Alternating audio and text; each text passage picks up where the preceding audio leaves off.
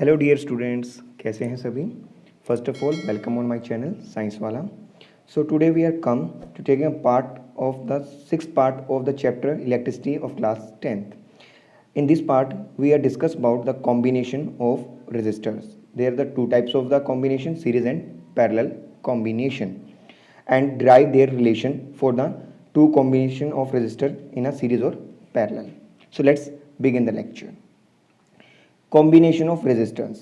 First of all, in the last lecture we are knowing about the what are the resistors, the appliance and the wires which can produce the heating effect by passing the current through them and resist the flow of electron are known as resistors. Now how we should connect the resistor in the two ways. First is series combination. So some points are which is remember in mind for this combination in series. When the two or more than two resistors are connected end to end consecutively, then are said to be connected in series. बच्चों जब हमारे पास दो register को हम end to end connect करेंगे, that means one after then another, एक के बाद एक कनेक्ट करेंगे, then it is called series combination. So sum formula for the equivalent resistance of the connected in series are R equivalent, that means total resistance in series, R1 plus R2 plus R3, that means sum of individual resistance are connected in series. जितने भी हम resistors connect करेंगे series में अनुसार होगा simple algebraic sum.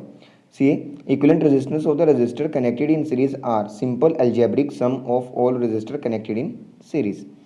Next, in series combination value of current is remain same. So first thing is here, when we connect the resistor in series, the value of the current I remains same over all the resistors. चाहे वो R1 में से पास हो रहा हो, चाहे वो R2 में से पास हो रहा हो, चाहे वो R3 में से, current will never change because current का dividation नहीं हुआ, because we know that current is a tensor quantity. वो डायरेक्शन पे डिपेंड नहीं करती है.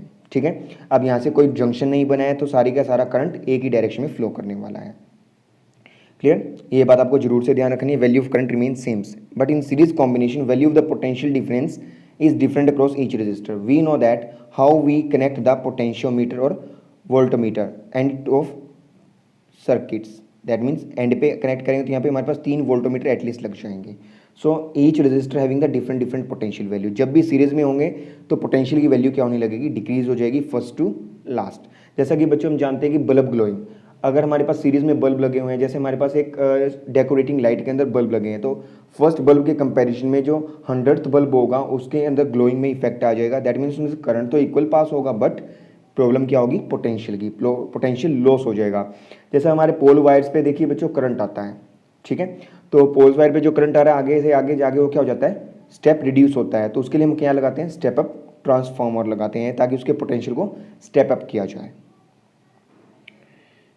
नेक्स्ट इज नाउ, ये टर्म समझ जान लिया. अब इसका एक्सप्रेशन करते हैं, डेरिवेशन. एक्सप्रेशन और derivation of the resultant resistance when two resistors are connected in series.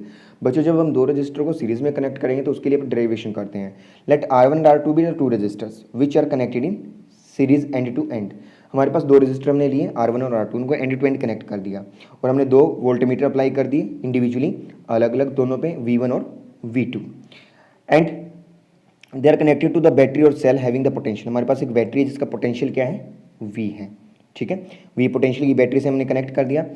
And we know that in series combination current remain same. हम जानते हैं करंट सेम रहेगा, तो दोनों रजिस्टर में से करंट देखो, इस एंड से जितना करंट एंटर कर रहा है उतना ही करंट यहाँ भी है और यहाँ भी एंड में निकल रहा है. ठीक है, so current will remain same.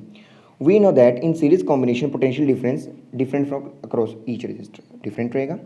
Now let net potential is equal to the potential of battery. देखिए नेट पोटेंशियल किसके बराबर होगा, पोटेंशियल ऑफ बैटरी के बराबर होगा. जितना पोटेंशियल बैटरी से निकल रहा है ओवरऑल जुड़ करके नेट पोटेंशियल उतना ही होगा ना, दोनों को मिला करके. माना इसने V1 पोटेंशियल कंज्यूम किया, इसने V2 पोटेंशियल कंज्यूम किया, बट नेट पोटेंशियल क्या होगा, V के इक्विवेलेंट होगा. Let it equation 1. Now according to Ohm's law we know that what is the potential difference, I cross R, and according to the series combination by applying the Ohm's law V1 is equal to IR1 and V2 is equal to IR2. Let it, both equation is a 3. Now substitute the values of V1, V1 and V2 from 2 and 3rd in equation first. यहाँ से हम V1, V2 की और V की value को लेकर के किसमें पुट कर देंगे, फर्स्ट वाली वैल्यू में पुट कर देंगे. Then we get I cross R is equal to IR1 plus IR2. Then it becomes आई यहाँ से हम कॉमन निकालेंगे तो आई आई आपस में क्या हो जाएगा, कैंसिल हो जाएगा, and R equivalent is equal to R1 plus R2.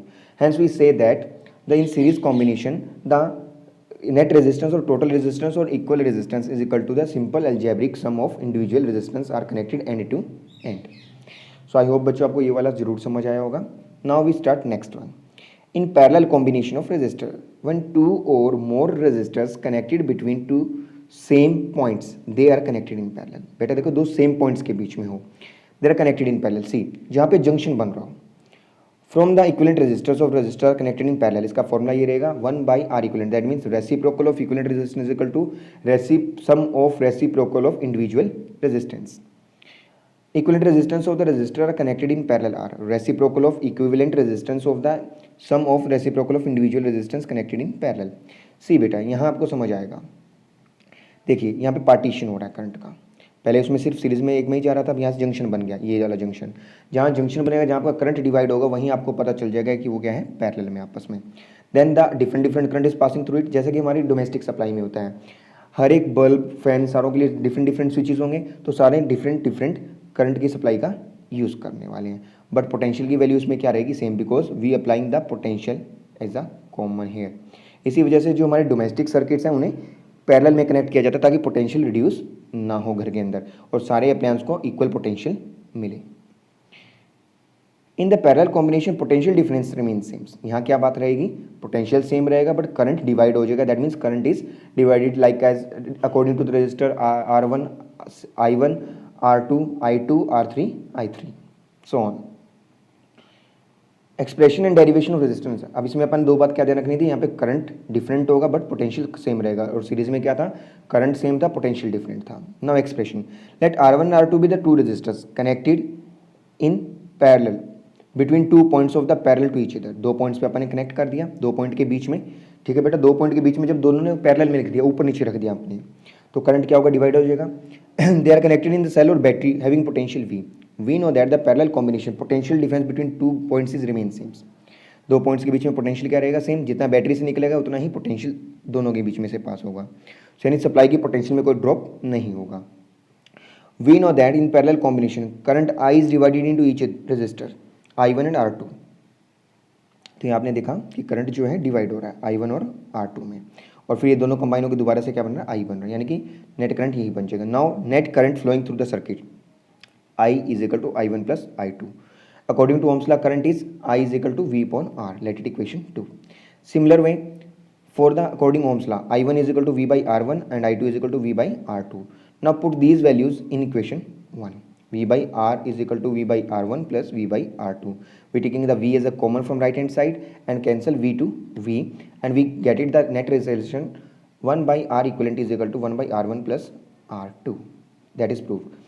I hope बच्चों आपको ये जरूर समझ आएगा इक्विवेलेंट रेजिस्टेंस का जो डेरिवेशन है कैसे है. तो आपने इसमें जो मेन बात ध्यान रखनी है वो क्या रखनी है, एक तो जो आपका सीरीज कॉम्बिनेशन है उसके अंदर क्या कहानी,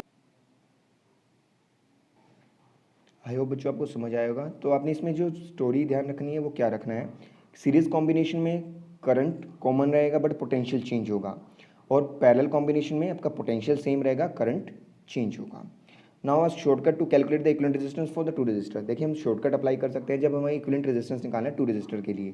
R1 R2 upon R1 plus R2. देखिए आया कैसे, we know that very well 1 by R equivalent is equal to 1 by R1 plus 1 by R2. अब इन दोनों का एलसीएम लेंगे तो क्या आएगा, R1 R2 आएगा, और R1 R2 पर जाएगा क्या हो जाएगा, R1 R2 प्लस R1, और नीचे क्या आ जाएगा, R1 R2 आ जाएगा. जब हम इसे इसका रेसिप्रोकल करेंगे, रिवर्स करेंगे, तो हमारे पास आ जाएगा R1 R2 plus upon R1 plus R2. When a number of resistors are connected in series, then we get the maximum equivalent resistance. देखिए जब हमारे पास रजिस्टर कनेक्ट होगा सीरीज के अंदर, यानी कि लेंथ फैक्टर बढ़ेगा. कौन सा फैक्टर बढ़ेगा, according to Ohm's law length factor बढ़ने लगेगा, जिसकी वजह से रजिस्टर बढ़ेगा. When the number of the resistors are connected in parallel, then we get the minimum resistance. तो मिनिमम रेजिस्टेंस हमें मिलेगा. सो R equivalent is less than the smallest individual resistance. यहाँ पे जो इक्विवेलेंट रेजिस्टेंस होगा, जो छोटे से छोटा रेजिस्टर भी होगा ना पैरेलल में, उससे भी कम रहने वाला है. आई होप कि ये पॉइंट्स आपको क्लियर हुए होंगे. सो इस पार्ट में इतना ही. For upcoming notification please like share and subscribe our channel. Thank you and have a nice day.